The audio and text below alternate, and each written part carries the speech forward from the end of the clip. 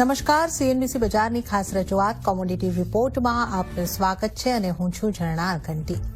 તો આ સપ્તાહ નાનું સપ્તાહ રહ્યું, પણ એગ્રી કોમોડિટી માટે એક્શન ભર્યું સપ્તાહ રહ્યું, જ્યાં ખાસ કરીને મસાલા પેકમાં ઉતાર ચઢાવ જોવા મળ્યા તો વૈશ્વિક અને સ્થાનિક બંને બજારોમાં પામ તેલની કિંમતોમાં ઉપલા સ્તરેથી દબાણ પણ જોવા મળ્યું, જ્યારે ઘઉંની ખરીદી ઉપર પણ સરકાર તરફથી અપડેટ આવતી દેખાઈ।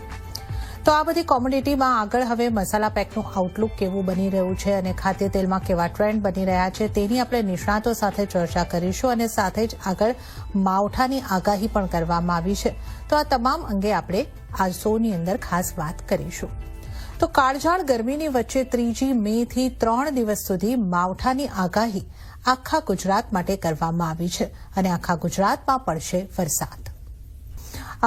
એવેન્સ એન્ટરપ્રાઇઝના કયુમર સદરી પણ આપણી સાથે જોડાઈ ગયા છે। કયુમરજી, મસાલાની જ્યારે આપણે અહીંયા આગળથી વાત કરી રહ્યા છે તો ઓવરઓલ મસાલાના માર્કેટની, મસાલાના બજારની આપણે વાત કરીએ તો મસાલાની ડિમાન્ડ કેવી છે, કેવો ગ્રોથ દેખાઈ રહ્યો છે? જે રીતે આપણે અમુક આંકડાઓ આપણી સાથે આવ્યા છે કે 2024માં 2 લાખ કરોડનું મસાલાનું માર્કેટ રહ્યું હતું, આગળ આ ગ્રોથ કેવો રહી શકે? નમસ્કાર મેમ। મસાલાનો ગ્રોથ છેલ્લા 3 થી 4 વર્ષમાં ભારતભરમાં આપણે જોઈએ છે કે ખૂબ જ સારો થઈ રહ્યો છે। એમાં આપણે મેઇન જે આપણા 3 મસાલા છે, જે ખાદ્ય મસાલા છે, જેમાં જીરું, ધનિયા અને હળદર, આ 3 સૌથી મુખ્ય છે। તેમાં હળદરનો ખાસ કરીને કોરોના બાદ મેડિસિનલ વેલ્યુ તરીકે બી વિશ્વભરમાં નોટિસ કરવામાં આવ્યું છે। એના લીધે આપણે જોયું છે કે છેલ્લા 2 વર્ષમાં ટર્મરિકના પ્રાઇસીસ આપણે ઉપરમાં લગભગ 21-22 હજાર સુધી બી જતા જોયા છે અને ઓવરઓલ સારી સ્ટેબિલિટી જોઈ છે।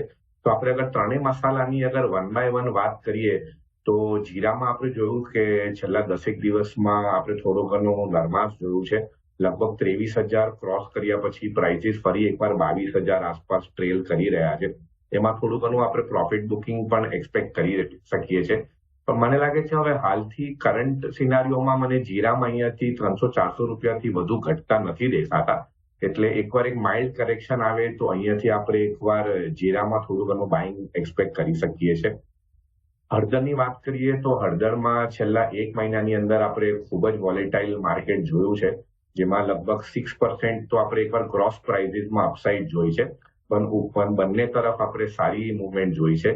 તો હળદરમાં પણ મને લાગે છે કે કરંટ લેવલથી હવે બહુ ઘટાડો નથી લાગતો। એમાં પણ એકવાર 301 રૂપિયાનો ઘટાડો આવે તો એકવાર ફરી મને લાગે છે ઉપરમાં આપણે લગભગ 14,800 આસપાસના પ્રાઇસીસ હળદરમાં બી એક્સપેક્ટ કરી શકીએ છીએ। એક કોરિયાન્ડર એકમાત્ર કમોડિટી છે કે જેમાં આપણે લગભગ છેલ્લા 2 વર્ષમાં એવી કોઈ અપસાઇડ નથી જોઈ। લગભગ 8,000 આસપાસના પ્રાઇસીસથી કાયમ જ પ્રોફિટ બુકિંગ આવી જતું હોય છે। તો ખાલી હળદરમાં મારા ખ્યાલથી થોડો રેન્જ બાઉન્ડ આપણે મુવમેન્ટ જોઈ શકીએ છીએ compared to other masala pack. માં લગભગ અત્યારે 7400 આસપાસના પ્રાઇસીસ ચાલે છે, પણ એમાં પણ મને 7200 થી વધારેની કરંટ સિનારીઓમાં આવનારા 1 મહિનાની અંદર ઓર વધારે નરમાશ દેખાય।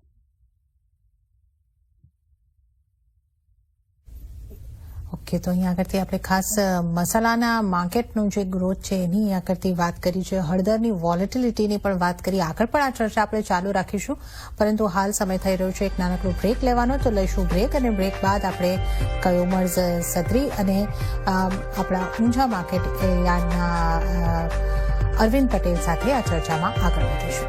કયુમરજી, મસાલાને લઈને હવે આપની કઈ રીતની સલાહ રહેશે? હવે આવતા સપ્તાહે આપણા જે એનસીડીએક્સ પર ટ્રેડેડ મસાલા પાકની કોમોડિટીઝ છે, ક્યાં ફોકસ હોવું જોઈએ? જે રીતે આપણે હળદરમાં ખાસી વોલેટિલિટી જોઈ છે, સપ્તાહના અંતિમ દિવસે, શુક્રવારના દિવસે તેમાં ફરી એક ખરીદારી બંધી દેખાઈ રહી છે, ત્યાં કયા મસાલા પાકમાં આપની ફોકસ રાખવાની સલાહ રહેશે? મેડમ, હળદર ઘટાડે લઈને ચાલવું જોઈએ, કારણ કે હળદર મારા ખ્યાલથી હવે લગભગ 14,500 થી 14,800 સુધીનો એક બેઝ બનાવતું દેખાય છે અહીંયા। એટલે આપણે એ રેન્જમાં કામ કરી શકીએ છીએ। ક્યારે બી અગર આપણને 14,200, 14,300 આસપાસના પ્રાઇસીસ દેખાય તો ત્યાંથી એકવાર બાય કરીને ચાલી શકીએ છીએ અને 15,000 આસપાસનો પ્રાઇસ અગર આપણને હાલમાં 2-3 દિવસમાં જોવા મળે તો ત્યાંથી આપણે એકવાર સેલિંગ કરીને એક રેન્જ બાઉન્ડ 14,200 થી 15,000 વચ્ચેનો ટ્રેડ બનાવી શકીએ છીએ। સેમ વે જીરામાં પણ અગર 23,000 આસપાસના પ્રાઇસીસ હાલમાં આપણને 2 દિવસમાં જ અગર મોટો ઉછાળો આવીને જોવા મળે તો એકવાર એને પણ 23,000 આસપાસ સેલ કરી શકીએ છીએ અને 22,000 આસપાસ બાય કરી શકીએ છીએ. કારણ કે આ બંનેમાં હજી અરાઇવલ્સ પૂરી રીતે આપણે જોયા નથી. એટલે ધીમે ધીમે પ્રાઇસ લેવલ પ્રમાણે ફાર્મર પોતાનો માલ માર્કેટમાં વેચવા લાવશે. તો મારી આ સલાહ છે કે કોઈ એક તરફું ધ્યાન નહીં રાખીને રેન્જ પ્લે કરવું વધારે એડવાઇઝેબલ છે.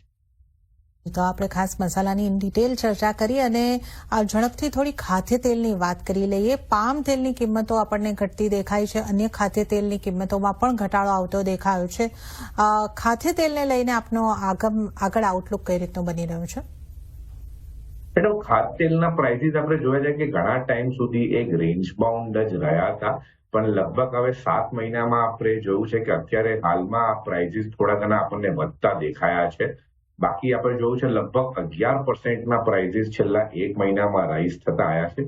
એટલે બની શકે છે કે આપણે એક પર એક ટૂંક સમયમાં થોડું ઘણું પ્રોફિટ બુકિંગ કે એકવાર આટલા બધા દબાણના કારણે એક નાનો ઉછાળો આવ્યો છે, પણ મને એ વધારે મેન્ટેન થતો નથી દેખાતો. અને હાલમાં જે આપણે વર્લ્ડ ઓવર બી જે અનસર્ટનિટી જોઈ રહ્યા છે એ કારણથી પામ પ્રાઇસીસમાં મને હજી બી એકવાર એક થોડો બેરિશ ટોન જ દેખાય છે.